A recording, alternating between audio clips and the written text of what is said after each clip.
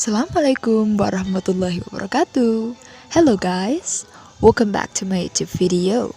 In this video, I'm going to read out a story called A Country Cottage by Anton Chekhov. So happy listening! Two young people who had not long been married were walking up and down the platform of a little country station. His arm was round her waist, her head was almost on his shoulder, and both were happy. The moon peeped up from the drifting clouds and frowned, as it seemed, envying their happiness, regretting her tedious and utterly superfluous virginity. The still air was heavy with the fragrance of lilac and wild cherry.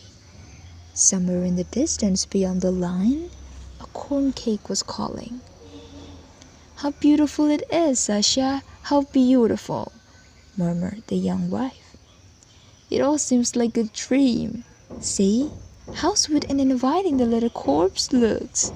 How nice those solid, silent telegraph poles are. They add a special note to the landscape, suggesting humanity, civilization in the distance. Don't you think it's lovely when the wind brings the rushing sound of a train?" "Yes, but what hot little hands you've got. That's because you're excited, Varya. What have you got for supper tonight?" "Chicken and salad."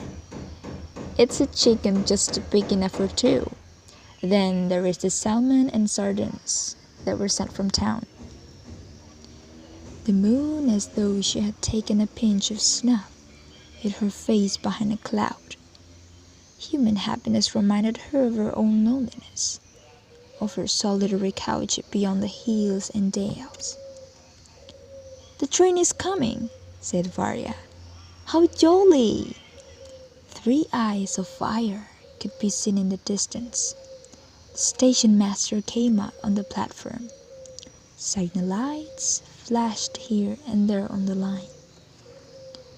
"Let's see the train in and go home," said Sasha, yawning. "What a splendid time we are having together, Varya. It's so splendid. One can hardly believe it's true." The dark monster crept noiselessly alongside the platform and came to a standstill. They caught glimpses of sleepy faces, of heads and shoulders at the dimly lighted windows. "Look! Look!" they heard from one of the carriages. "Varya and Sasha have come to meet us. There they are! Varya! Varya! Look!" Two little girls skipped out of the train and hung on Varya's neck. They were followed by a stout, middle-aged lady and a tall, lanky gentleman with gray whiskers. Behind them came two schoolboys, laden with bags, and after the schoolboys, the governess, after the governess, the grandmother. Here we are, dear boy," began the whiskered gentleman, squishing Sasha's hand. "Sick of waiting for us, I expect. You have been pitching into your old uncle for not coming down all this time, I dare say. Kolya, Kostya, Nina, Viva, children! Kiss your cousin Sasha. We're all here, the whole troop of us, just for 3 or 4 days. I hope we shan't be too many for you. You mustn't let us put you out."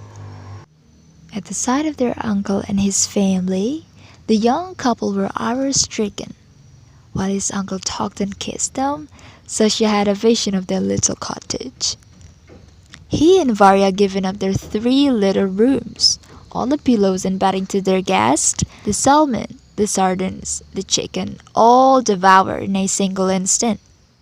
The cousins plucking the flowers in their little garden, spilling the ink, filled the cottage with noise and confusion. His aunt talking continually about her ailments, and her papa's having been barren one vintage. And Sasha looked almost with hatred at his young wife and whispered, "It's you they've come to see, damn them." "No, it's you," answered Varya, pale with anger. They're your relations, they're not mine." And turning to her visitors, she said with a smile of welcome, "Welcome to the cottage." The moon came out again. She seemed to smile, as though she were glad she had no relations.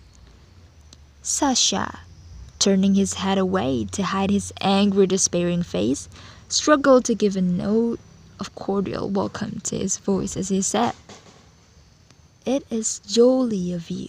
Welcome to the cottage."